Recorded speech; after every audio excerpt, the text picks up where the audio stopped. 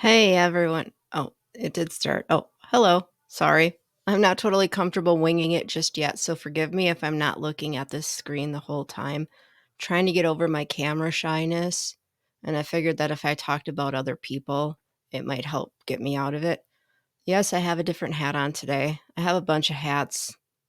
There's a bunch hanging up behind me. I wear them to work or out in public just so I can bring a smile to someone else. I'm not looking for special attention. I know what it feels like to be empty and lost, and sometimes it just takes a stupid little thing to bring someone out of a funk. So I do it. Today I'm going to talk about the people and shows that inspired me, starting with the very first one, which was the Recovery Show. They talk about recovery through 12-step programs, but there are so many of those programs that's it's a mishmash of people, and that's how I came across other shows. And that is why I also promote other shows on my podcast. Cuz if you don't like what I say, check it out from someone else's perspective. That's how I feel about it. So through the recovery show, I learned about sober speak, recovered, and fragmented to whole. They're all solid podcasts. They've been around for a while, and they take a closer look at 12-step recovery, and they share their experience, strength, and hope with the world. Notice that the title of one of them is Recovered. In their opening, they say they are men and women that have recovered from a seemingly hopeless state of mind. Just throwing that out there. Fragmented to Whole is a little bit different. Barb is a life coach and she talks about life lessons learned from 12-step recovery. Her main focus seems to be on boundaries and how to set healthy boundaries. And her episodes are like 15, 20 minutes long, which is nice because they're short and to the point. And in her opening, she even states that 12-step recovery is just one way that a person can recover, but you may need additional help, like 12-step recovery is not the only way that someone can recover. So when I started to consider creating a podcast of my own, I clicked on as many shows as I could, just so I could learn from these people and I could gain different perspectives from other people about stuff that's not all about recovery, just stuff in general. I like to understand my fellow humans. I found maintenance phase, which is a wealth and wellness. No, not wealth. It's a health and wellness pro health and wellness podcast that talks about the myths of diets and what it's really like to be a fat person living in a world where people hate you based on your size. Aubrey and Michael are a great duo. Even though they talk about some grim topics, they are still able to laugh about life. Michael has another show with a guy named Peter. Their show is titled If Books Could Kill. Their enthusiasm inspired me to take on the Bible and look at it through my own eyes. That story arc in my podcast is called Bible Journey, and it's destined to be controversial if anyone actually listened to it. I made the disclaimer that I do not speak in religious terms, and I say a bunch of stuff wrong too, because I just don't know how to pronounce the stuff. I'm not familiar with that language. So it's a layman's perspective. Let's see what else. While I was still learning and gaining insight onto what sort of format I wanted to do, I was inspired by a former coworker that created her own YouTube channel titled Recovery Diaries. Jess is passionate about sharing her experience, strength, and hope. She had a heroin addiction and she overcame that. She shared that she has lost a lot of family members and friends throughout her life. So now she tries to help other people. I created my first episode titled The Blue Crusade. It was decent for my first attempt, if I'm being honest. That did take a lot of work to make it sound that way. Um, so I have to admit it was way less scary to do just audio, and it's way easier to edit. Well, I can't say that for sure because I haven't really done any video editing yet. Like, I used to do stuff all the time. I used to make slideshows and put it to music, and that was pretty cool. I loved doing that, but I don't have the time for that anymore. So where was I? After I started to create content, I went a bit crazy, pumping out, like, as many episodes as I could. I'm sure some of you can relate to that. It's exciting at first, isn't it? Really is, and then you realize it becomes work.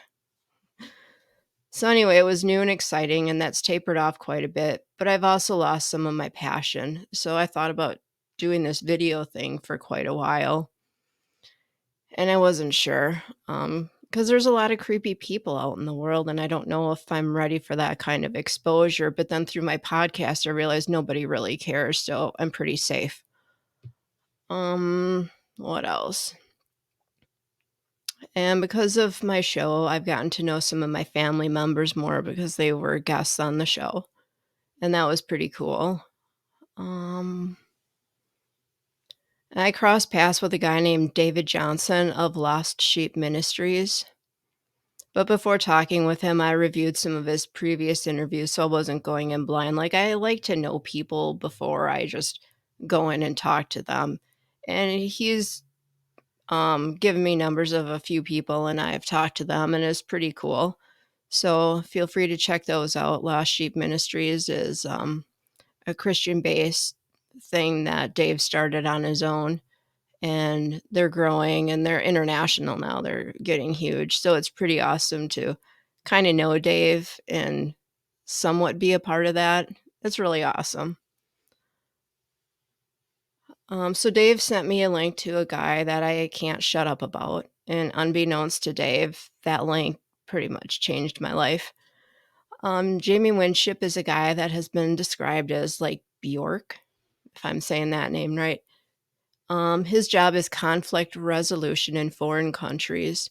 He's now back in the States trying to spread his message on like how to conquer fear and live in your true identity.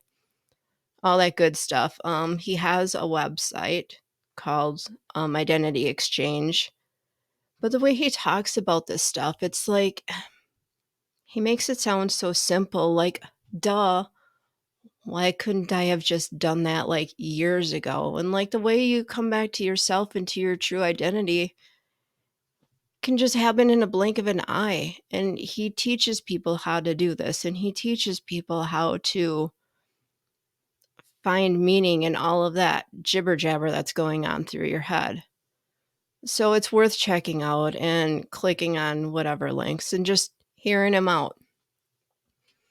I found a new podcast from Mental Health America. I found this one a while ago. It's called In the Open, and they talk about mental health challenges through like candid conversations. The main people are Teresa and America. Those are their names. And they just talk about all this stuff, and they even talk about addiction, and they talk about depression and what it's like, and they talk about like medications. But the one thing that I really like about this show is they leave God out of it. They leave like spirituality out of it because not everyone wants to hear that. Because I believe that religion has, like traditional religion, it's destroyed a lot of things in this world. So it's nice to have a perspective that people can listen to and not have to worry about hearing something that they don't want to hear about. So I do like to provide links to everyone that has helped shape me for the social world. And hopefully I'll remember and figure out how to put all these links in the YouTube show notes. Yep, that's where this is going, is the YouTube show notes. Um so let's see, where was I? So I joined the X platform because I was working with my brother to try to promote him. He has started this movement called Accountability Nation, and I'll have him as a guest sometime, talk about what sparked that and how he's doing and how he's overcome a whole bunch of challenges. Um, but because I joined that platform, I started to expand my recovery circle. I'm sure that I became annoying to some people, but I think it'll be okay. So I mentioned Lindsay in my intro episode, but I actually contacted Scott the Sober Heathen first. Like, I got familiar with his content before I got familiar with her content, and I just kind of kept bothering both of them. And I've been able to interact with them on their live streams, and it's been pretty cool. Um, and now I started a little bit interacting with their third guy, Adam, and the things he says, it just blows my mind because I think of those weird things too. I try to think outside the box. I've always been an outside the box thinker. And it drives me crazy sometimes, but it's fun. It's fun to think of all these scenarios and stuff. So anyway, with all the social media stuff, I started making TikTok videos, and we all know that guys are guys, and so I gained, like, over 100 followers in, like, one afternoon. So I thought, "Well, maybe I could bring those followers into the recovery world." Not like any of them really give a damn about me or, like, any of this stuff, but you never know. It only takes one person to change a whole world, and that's what we're trying to do. We're trying to change things, like, one person at a time, just that's what I'm trying to do. But we change has to start within ourselves. It has to. It begins with me, and it begins with you. So, yeah, I've been able to interact with Lindsay and Scott during their live streaming sometimes, and that's a lot of fun if you're able to catch them. I mean, it's good to listen to afterwards too, and then just type comments in. They talk about a lot of good stuff. So I might talk a little more about myself in upcoming episodes. Like if you really want to know more, you can check out the podcast that is on it's on Spotify. I'm Only Human by Jennifer Bradley. You have to look it up because I'm not famous or anything. It probably never will be, but that's all right. Low key. Low key but powerful. Whatever. I don't know. I don't know what I'm saying. So, let's see.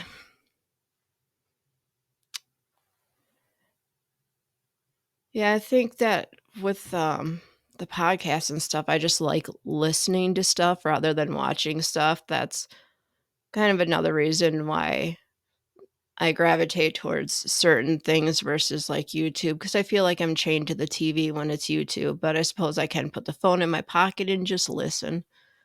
Whatever. So anyway, I should probably close this out, but I know that my closing was a bit long, so I shortened it. I shortened it to you may not like me or what I want to share. Take what you like and leave the rest. Through recovery, healing is possible. I believe changed minds and attitudes can change our world. I'd like to thank my higher power for guiding me through this podcast.